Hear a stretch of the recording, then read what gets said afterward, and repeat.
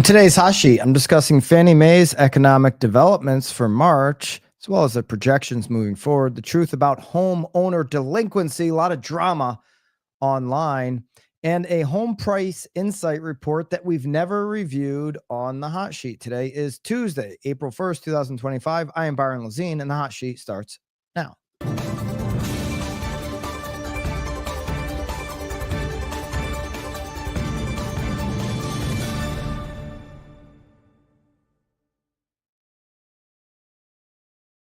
Live from Connecticut, running off of about 2.5 hours sleep, 3 hours maybe, thanks to JetBlue last night. Let me know in the live chat which market you are tuning in live from, wherever you may be. Welcome in to those BAMX members who joined me on the morning role play today that we did just a half hour ago, 9 a.m. Eastern. It was fun to chat with a whole bunch of you guys. Jason says he caught the last few minutes to make sure that you have first access to our live role plays. Tomorrow we have a live office hour, BAMX. What do we have in BAMX office hours tomorrow? I don't know why I can't remember everything, probably because of my 2.5 hours sleep. But tomorrow we're working through the best practices on using the templates that are delivered to BAMX members each and every single week. Those are delivered. I don't know if Haley, what's going on with this button, but I can't share my screen. So there you go. Tomorrow's live office hours is going to be working through the best ways to post and use these types of templates. This is a customizable template. It's not just a basketball template. It could be an anything template for your social media marketing, as well as the video scripts, the email scripts, and the blog posts. So on that, take that off there, Haley. I'm gonna be sharing the screen a lot, so we gotta figure this out. We're gonna have to dance here on the screen sharing since my button doesn't seem to work. All right, let's get into BAMX. By the way, just go to school.com/BAMX. We moved over to school, so no more Facebook spam, none of that crap. It's all on the #1 training community platform, school.com/BAMX. All right, let's get into these economic developments for March 2025. According to Fannie Mae, mortgage rates, according to Fannie Mae, are good news, expected to continue to fall further. There's right now, I think today could be one of those days when I'm looking at the 10-year. Look at this. 10-year is now today at 4.152. This is lower than where we were yesterday. This is the true low point of the last 3 months. If we take a 6-month zoom out, we are, we're in those early December lows, even obviously the early March lows, but you could go back 4 months and we're on a 4-month low. We're not quite as low as where we got early November.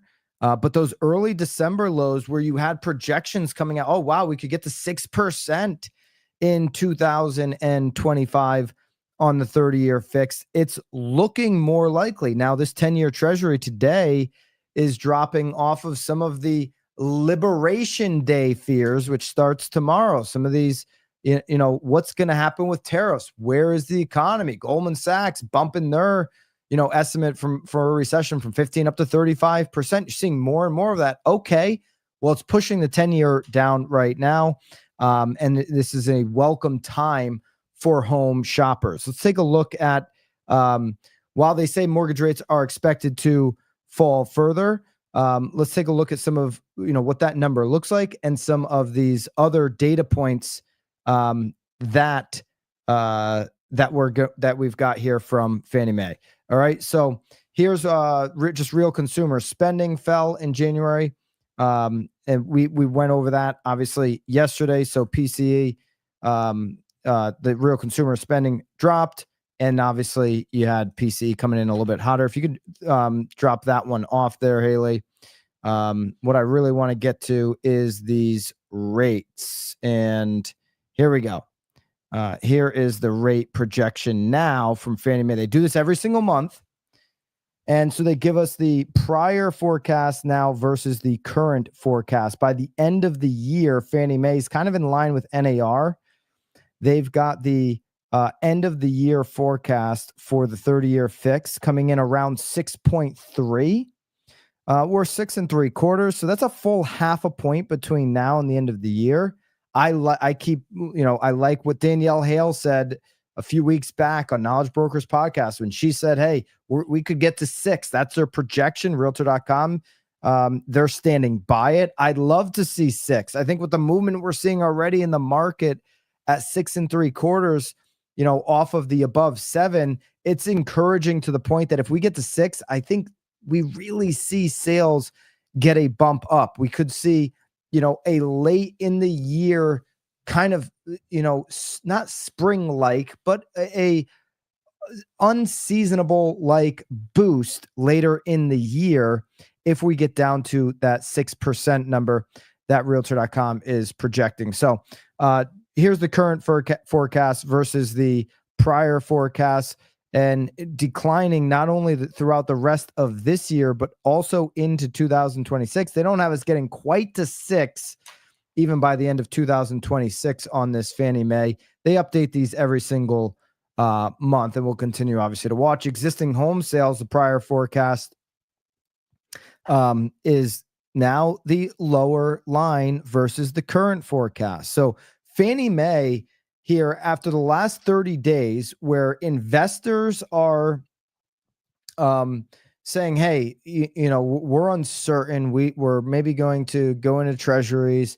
There's a Jerome Powell and a Fed who doesn't know, how to get themselves in and out of the rain. All they want to talk about is uncertainty. There just is a lot of uncertainty right now. Despite all of that, Fannie Mae, the last 30 days, feels better about more home sales. Why? Because they feel better about that first number we just looked at, the 30-year fixed rate. So existing home sale current forecast improved over last month's, and that's improved throughout the rest of this year and into 2026. They have existing home sales in 2026 getting up over 4.5 million. They have us getting there by the end of this year on a seasonally adjusted basis. So sales improving throughout the year. There's 3 quarters left. It's April 1. So there's officially just 3 quarters left in this business cycle for this year, rather. And Fannie Mae has sales going up each of the of the next 3 quarters. So good things, and that's on a seasonally adjusted basis, obviously. So good things there, according to Fannie Mae's newest projection for new single-family homes, new construction.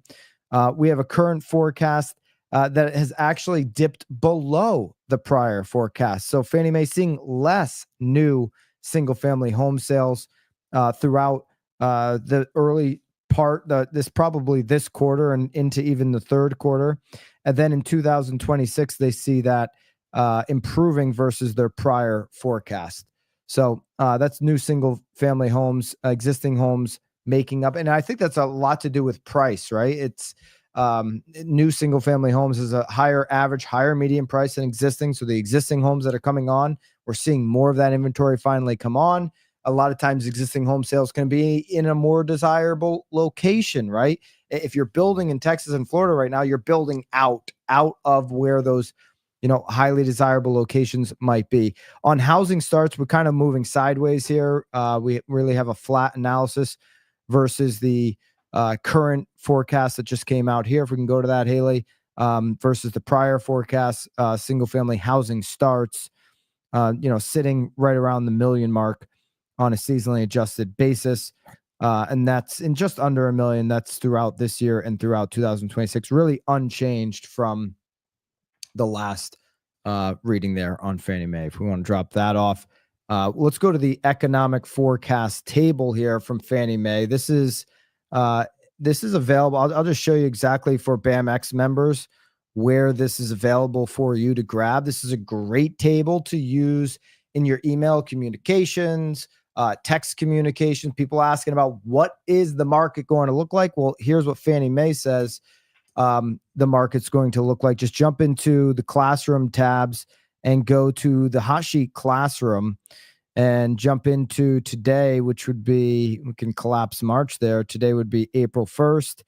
And all the charts that we just went over, they're there and available for you to grab.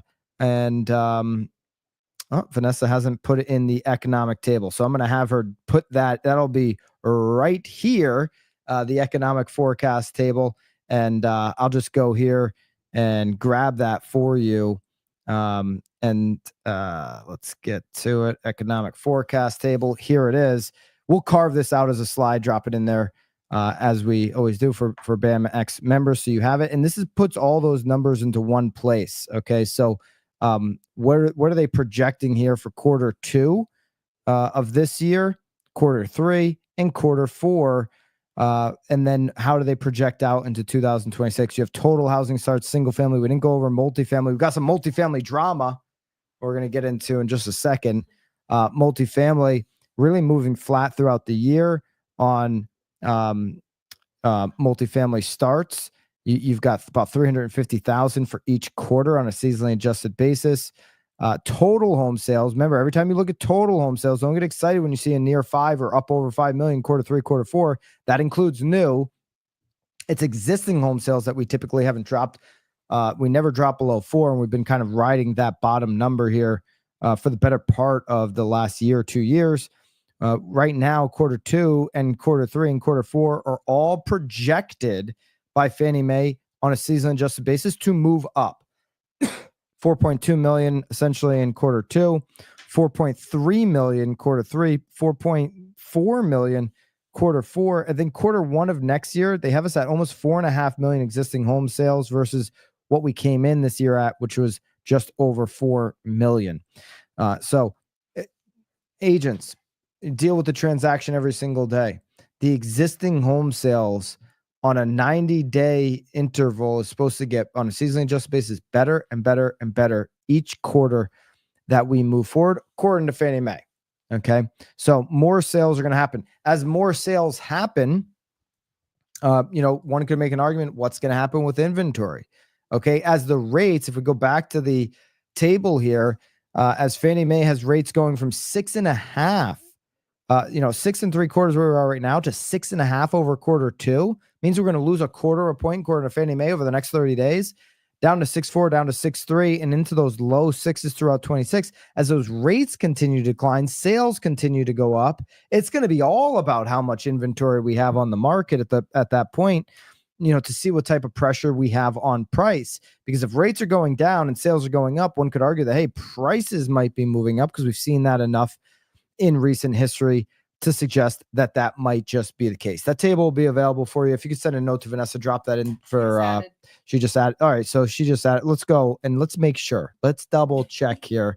Let's jump into school. Pop the screen up. Hey, let's double check on Vanessa, who I'd imagine Vanessa got more sleep than I did last night. So let's check on her. Hold on. Drop my screen. My screen's not even working here. So we'll make sure it's in there once we get to the tables here that we're going to finish off with. Before that, I want to get into this Patrick Bet-David story. Let me know in the live chat. Have you been on X following this story? It's not just Patrick Bet-David. I actually like Patrick Bet-David a lot. Obviously a really smart businessman. He's accomplished quite a bit. He's got the PBD podcast. He's got all of that kind of stuff, going on. But it's not just him. There's a lot of doomers on X that have been posting this same exact slide, and he got caught up in it. Okay. This is what his current tweet right now states. And it's like headline reading. It's kind of misleading. A lot of mainstream media headlines are very misleading, but this is 6.1 million Americans are behind their mortgage. Okay. So what he says right here is mortgage. You think mortgage, you think home, you think single family home. 6.1 million is behind on the mortgage. Oh my gosh. Right. That headline is a little bit jarring. Okay. But that's just a headline. Let's read more. This has been updated. This is not what it said originally. I'll show you what it said originally, but he got caught in this doomer, kind of bad information cycle on X over the last week. The doomers are out there for blood. They've been hoping since 2012 that the market would crash. And they thought they had it in COVID, and then it obviously didn't happen. But they've just been waiting for the last 5 years. They've been calling it a crash, a crash, a crash, and it just hasn't crashed. And now this chart's been floating around, but this is multifamilies. Okay. Serious delinquency rate for multifamilies. You can see right here on the chart, multifamily. All right.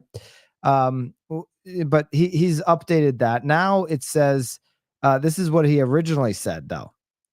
He said, brace for impact. 6.1 million Americans behind on their mortgage, the highest in 20 plus years. Brace for impact. Logan, who was on, you got to check out Knowledge Brokers from Friday. Logan's on there, and he captured this screen share. So thankfully for Logan, we've got the screen share. I think, PBD, somebody that follows the economy, when I've seen the PBD podcast talk about housing in the past, they've really never gotten it right.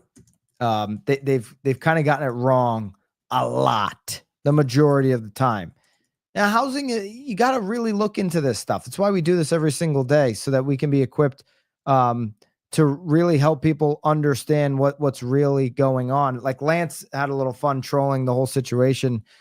According to people on Twitter, these are now single-family homes, multifamily buildings. Not the case. So what is actually happening with single-family homes? Logan, who again joined us on Knowledge Brokers podcast, wrote an article on this. He said people are trying to apply that we have major stress in homeowner data, but this is multifamily homes. Okay, so we've covered that. For data on homeowners and their delinquency rate, we're going to take a look at data from ICE. Okay, this is not ICE in headlines. This is a mortgage data company. Okay, the national delinquency rate edged up 5 basis points to 3.53% in February. It is up 19 bips from a year ago, but still 13 bips or 32 below where it was entering the pandemic. Okay, we're still near historic lows on delinquency rates.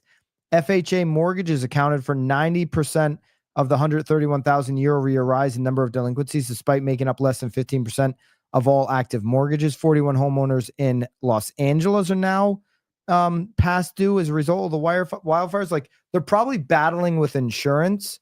That number could edge higher in March, but there's probably more to that story than just, people in LA aren't paying their mortgage, they're in trouble, right? Like, they just went through a climate crisis. Here's a chart that's going to be available for the BAMX members to be able to dispel what's going on with this multifamily. You can grab this inside of the hot sheet classroom. This is the delinquency status. Okay. And you've got all three. You got severely, you got 120 days, you got 90 days, you got 60 days late, you got 30 days late. 30 days late, it's kind of like that big red category there. What you're typically seeing right now, you're 30 days late, you're not getting a lot of those to 60 and 90 days late a lot of times, because they're just figuring it out. Like, okay, they're catching up, or they're just selling the property at a basically record high, depending on which market they're in.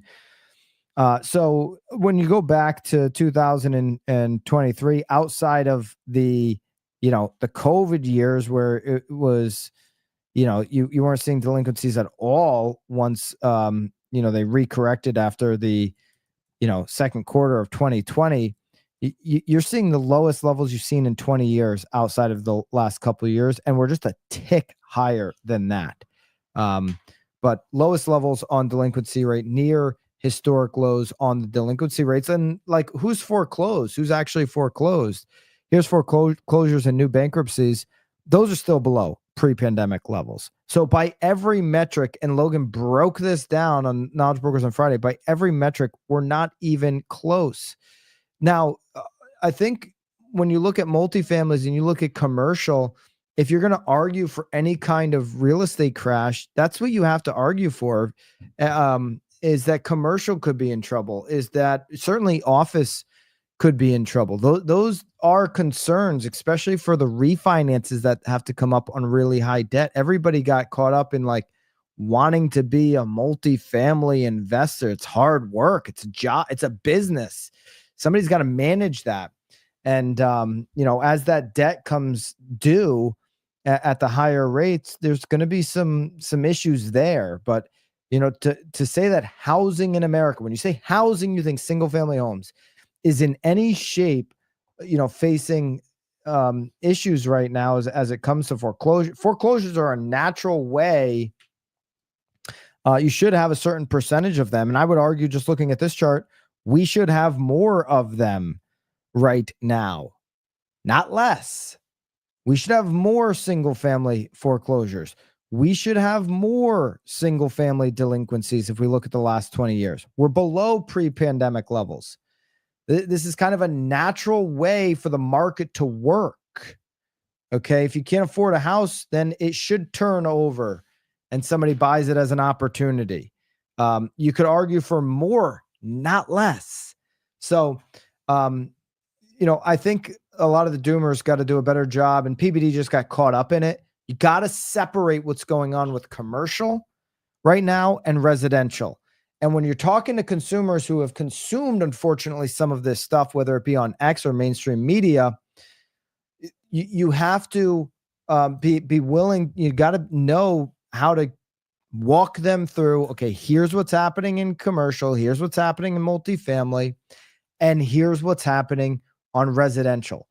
4 out of 10 residential single family homeowners have no mortgage. So 40% of the inventory is in absolutely no trouble of any type of delinquency. Okay. I'm sure there's millions of people who would gladly pay their taxes and insurance if they want to give them their, I don't want to pay taxes and insurance on the property. I'll step in and do it. You got no mortgage? I don't care where the house is. I'll step in and do that deal, right? 4 out of 10 homeowners have no issue with any mortgage. And then when we're looking at the mortgaged homeowners, we're at near all-time lows on delinquency rates. We're at pre-pandemic levels. Okay.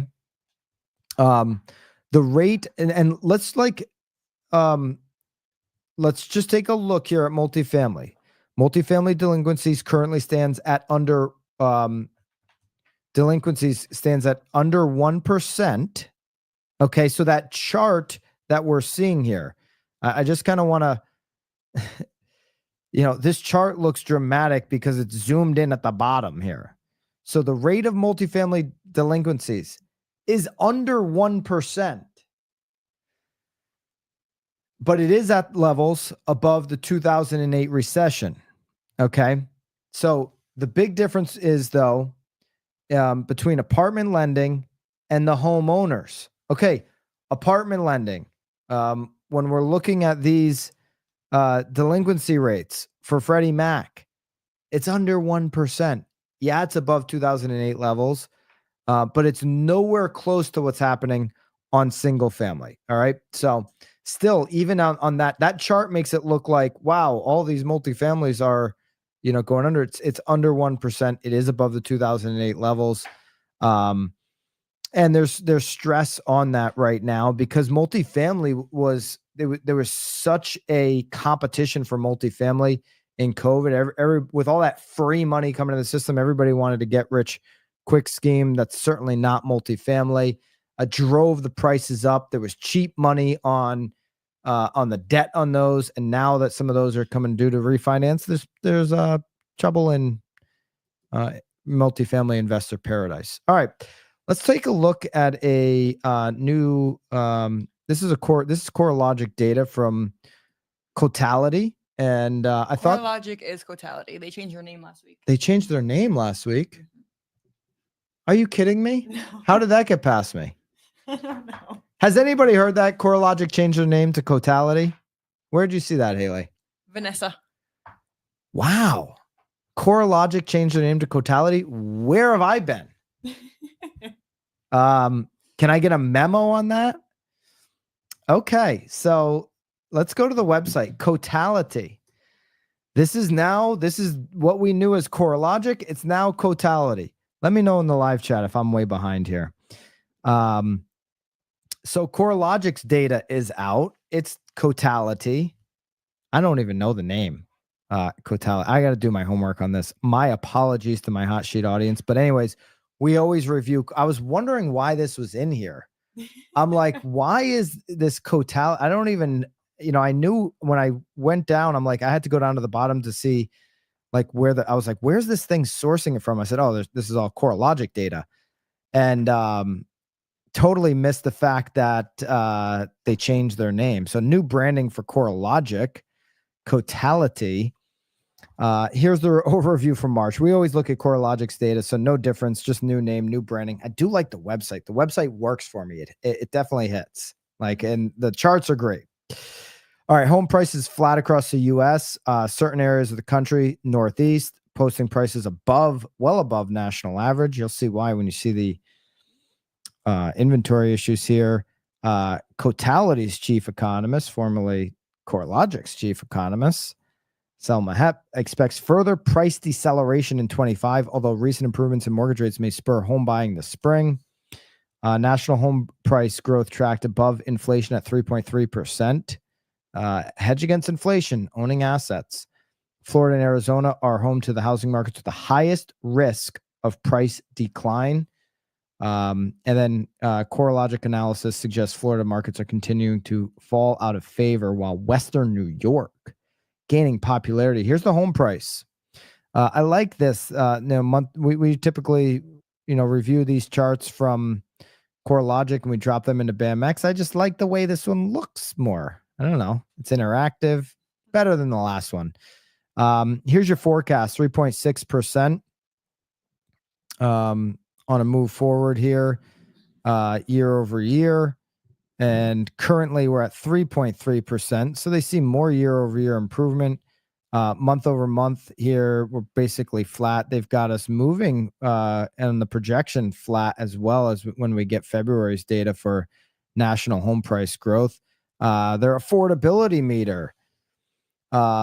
You've got Logan Motoshami on Knowledge Brokers podcast on Friday said he doesn't really believe in affordability. Well, the affordability meter for Cotality, previously CoreLogic, says 375,000 is the national median home price. I don't think it's affordable to most. That's on a seasonally adjusted basis, so that's coming in for January numbers. We know that those numbers are going to peak back up over 4 when we get into that June season. 83,000 income required to get that home, 3.3% up on the home price growth. And now moving into some more insights from the chief economist. The flattening home price changes over the last 6 months suggest further price deceleration is coming ahead.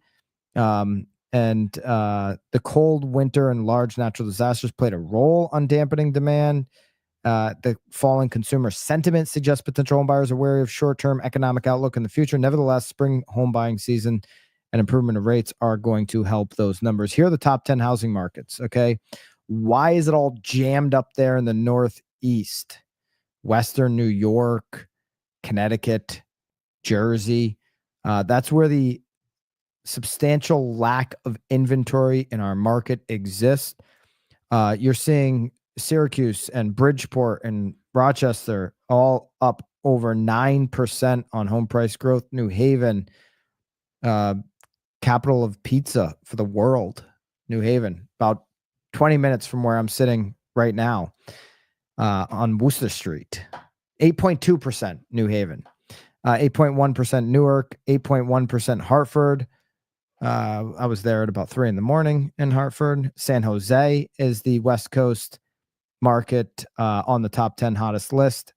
Lake County, Illinois, the Midwestern town. Then you have Buffalo, and then you have Manhattan. So those are your top 10 hottest markets according to CoreLogic, Cotality. If you were shopping, here's let's go to Bridgeport. Bridgeport. If you were shopping in Bridgeport pre-pandemic, and then you look at the prices today, you wouldn't even believe your eyes of what's going on there. So Those are your top 10 hottest markets. On the coolest markets, it's basic. Look at this. It's basically right where my other home exists. Okay. Is Naples on the list? No, but Fort Myers is. So here's your top 10 coolest markets: Memphis, Honolulu, Dallas, Daytona, Tampa, Winter Haven, Fort Worth, Texas, San Francisco, Sarasota, Fort Myers. The west coast of Florida dominating this coolest markets list. Just south of Fort Myers and Naples. They're certainly feeling it as well. And so there's your top 10 coolest markets. Here are your most affordable markets. Affordable to who? I guess affordable to somebody with 150,000 or less in their pocket. You got Johnstown, Pennsylvania, Danville, Illinois, Altoona, Pennsylvania. You've got Weirton. I go with Weirton, West Virginia, and Steubenville, Ohio. Probably butchered those. No clue. Probably annihilated those names. If you're from Weirton, West Virginia, my apologies if I butchered it. Cumberland, Maryland. I know that one because of Cumby Farms, Cumberland Farms. Who's got a Cumby Farms in their market? I don't think those are everywhere. Cumberland Farms. No, not everywhere. Cumberland Farms are, that's, I guess, a Northeast thing, gas station. Cumberland, Maryland. 146,550. Least affordable, you got California in the top 5 there. San Jose, San Francisco, Anaheim, San Rafael, and Naples. Here's your markets to watch. These are the 5 markets with the highest risk of a price decline: Winter Haven, Phoenix, Tampa, Tucson. Sorry, Eric, broke agent's homeland there, and West Palm, Florida. So you've got 3 of the 5 in Florida and 2 of the 5 in Arizona. They have the highest risk for price declines there. All right. There's your core logic. Now, Cotality market update as we take a look what's happening now and a look move forward basis. You can get all of that data and charts and all the charts from today inside of BAMX, school.com/BAMX. Let's see. Is my screen not frozen? Yeah, it's not frozen now. So let's see if she updated it. There it is. There is your economic table inside of BAMX, as well as all of the other charts. So chart heavy show here. Also down here, we put our show notes in, how we make this show every single day. It goes in there for our BAMX members. Obviously, you can get past shows, past months as well. We drop all of our charts for the day and our show notes for the day, as well as our most popular charts of all time as well. It all lives inside of the Hot Sheet Classroom. So you can find that all there. Show notes, you get access to that, obviously. That's how you could build your own show using that. School.com/BAMX. All right. If you haven't signed up already, and I saw inside of BAMX in the chat, Haley, I saw that somebody was already trying to start a, like a poly market inside of BAMX community. I think it was Jason maybe wanted to start the odds of who the mystery guest is. I promise you, and you can share this. I promise you, okay? You could cancel me for life if this guest doesn't blow your expectations away. This guest has been asked numerous times to be on a public facing real estate stage, has never done that. Okay. I'm not fluffing up some like big thing and then Guy Fontaine's going to come out and it's going to be a complete letdown. I am telling you right now, this is the biggest guest we've ever had on any type of BAM in person or virtual event. This one happens to be virtual. This one happens to be completely free. It happens to be in 23 days, noon Eastern, 9 a.m. Pacific, April the 23rd. Make sure that you RSVP. Along with the mystery guest, we've got Jimmy Burgess. He's talking YouTube Blueprint. I'm doing a fireside chat with Veronica Figueroa of EXP, somebody who's built one of the biggest businesses in the country. Can't wait to have that chat with her. Sharon's going to be involved in that surprise guest chat. And then myself and Eric the Broke Agent are going to be hosting the event. We have live entertainment from DJ Melee again. And then make sure you just sign up for that. All right. That's on nowbamfest.com. Jason, no hints. Jason's trying to male, female, alien. I don't know. Legal resident, illegal. I don't know. Okay. You're getting no hints on who that could be. All right. I got to go record a Real Word podcast. So we go from BAMX roleplay to Hashi. Now I'm going to record the Real Word podcast. That'll be up on the channel later today. Make sure you're subscribed. If you hit the notification bell, you'll be notified when that podcast goes live right here on the BAM channel. It's the free and simple way to support it by just subscribing to the channel here. New Real Word later today. A lot of updates on NAR, I think, there. So looking forward to doing that with all of you guys. Until then, of course, toodaloo.